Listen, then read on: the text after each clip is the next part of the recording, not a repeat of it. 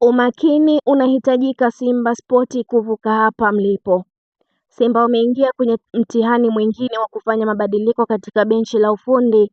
Hali ilivyo sasa ni tofauti na vipindi vingine, kwa maana msukumo ni mkubwa zaidi kutokana na ushindani. Benchi la ufundi litakuwa na kazi ngumu kuweza kupokea majukumu ya kuwabadili kimfumo wachezaji ambao wapo makundi matatu: moja, wachezaji wa zamani; mbili, wachezaji wapya; tatu, wachezaji chipukizi. Kuzingatia hilo, lazima awe ni mwenye utayari kuweka mbinu na falsafa zinazoendana na mahitaji, kuangalia namna ya kupunguza wachezaji wasio na tija ili kuwa na nafasi nzuri ya kuandaa kikosi, kuwa na mfumo rafiki kuandaa timu kuelekea mashindano na wepesi wa kuyaelewa mazingira ya ushindani. Benchi liwe tayari kujenga mashirikiano na wadau muhimu kiutendaji, ikiwa pamoja na kuandaa wachezaji kushirikiana kimashindano. Sitegemei kosa la awali litajirudia kuleta meneja mkuu badala ya kocha anayekidhi vigezo kwa masharti ya kafu.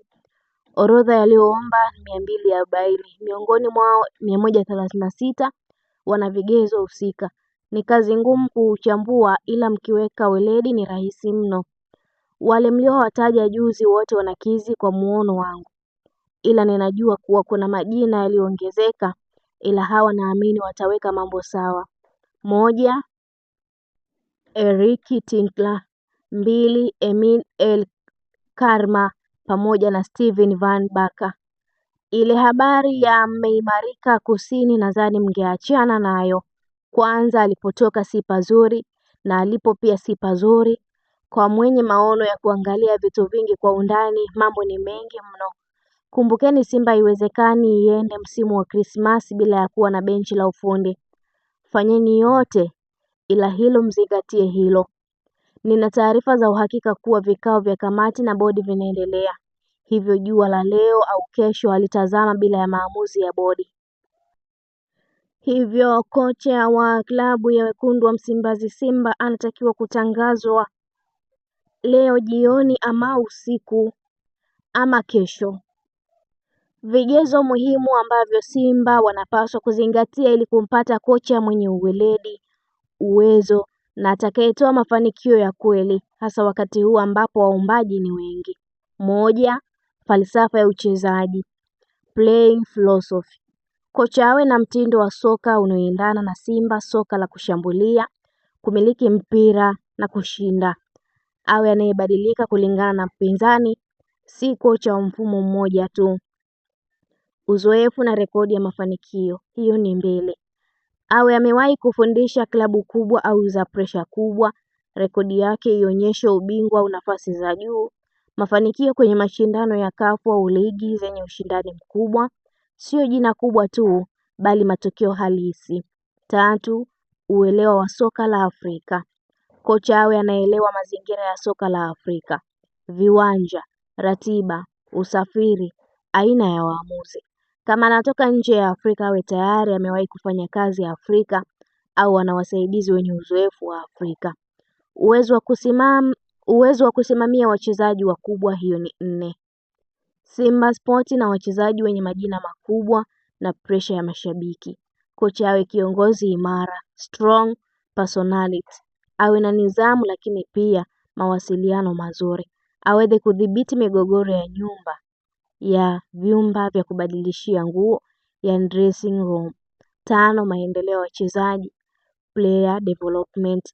Kocha asiangalie kikosi cha sasa tu, bali aweze kuwakuza wachezaji vijana, kuboresha kiwango cha mchezaji mmoja mmoja. Hii itaisaidia Simba kwa muda mrefu na hata kiuchumi. 6, ushirikiano na uongozi wa klabu. Awe tayari kufanya kazi na kamati ya ufundi, management, idara ya usajili. Asiwe kocha wanataka kila kitu nifanye mwenyewe bila mfumo. 7, uwezo wa kupambana na pressure. Simba ni klabu yenye mashabiki wengi, pressure ya mitandao ya kijamii, matarajio ya kushinda kila mechi. Kocha awe na akili ya kisaikolojia, mental strength, na asiogope pressure. mpango wa muda mfupi na muda mrefu. Aulizwe wazi, mpango wa miezi 6 ya kwanza, mpango wa msimu mzima, mpango wa miaka 2 mpaka 3. Simba ihakikishe kocha wa kuzima moto bali wa kujenga timu. 9. Gharama pamoja na thamani, value for money. Kocha ghali sio lazima awe bora. Simba izingatie mshahara, gharama za wasaidizi, malengo yatakayopatikana kwa gharama hiyo. Simba inahitaji kocha mwenye mchanganyiko wa uzoefu, falsafa na uelewa wa mazingira ya Afrika, sio jina kubwa tu. Uamuzi huu ni wa kimkakati sana kwa mustakabali wa klabu. Simba inahitaji kocha wa aina gani kwa sasa? Kocha wa kushambulia lakini mwenye mizania. Simba ina wachezaji wenye uzoefu wa kushambulia, hivyo kocha sio wa kujilinda sana, lakini asiwe mzembe kiulinzi. Mfumo unaofaa kwa Simba ni 4-2-3-1, 4-3-3, 3-4-3 kwa mechi kubwa za CAF. Simba haihitaji kocha wa bus parking, bali kocha wa kushinda mechi kubwa kwa akili.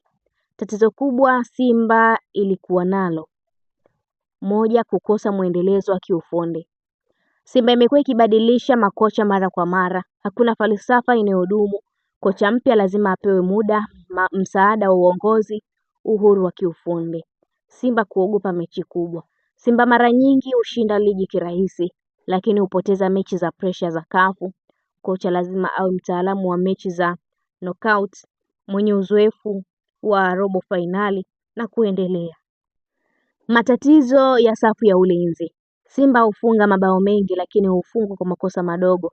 Kocha awe mtaalamu wa kuorganize defense, mzuri kwenye set pieces, kona pamoja na faulo. Aina ya kocha ambaye Simba isimtafute: asiyowahi kufanya kazi kwenye klabu kubwa, anayetegemea jina lake la zamani kama mchezaji, anayekuja kujifunza soka la Afrika kwa mara ya kwanza, asiyevumilia presha ya mashabiki.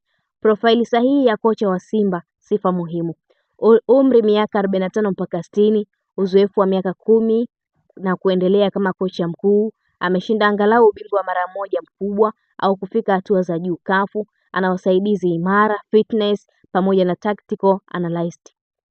Nini kifanyike kuepuka makosa ya zamani?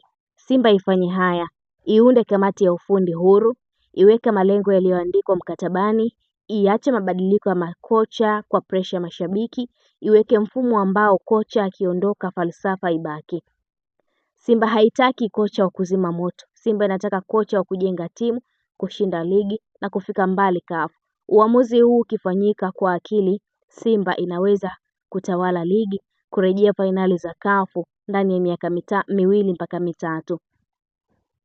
Na mtazamaji wetu, na hii ni Neli TV, endelea kutufuatilia, pia usisahau kulike, kushare, kucomment pamoja na kusubscribe channel yetu ili uendelee kufurahia taarifa zetu mbalimbali za kimichezo kutokea ndani na nje ya mipaka ya Tanzania. Niliyekusomea taarifa hii ni mimi Liz wa Sport. Hadi wakati mwingine, kwa heri na uwe na wakati mwema.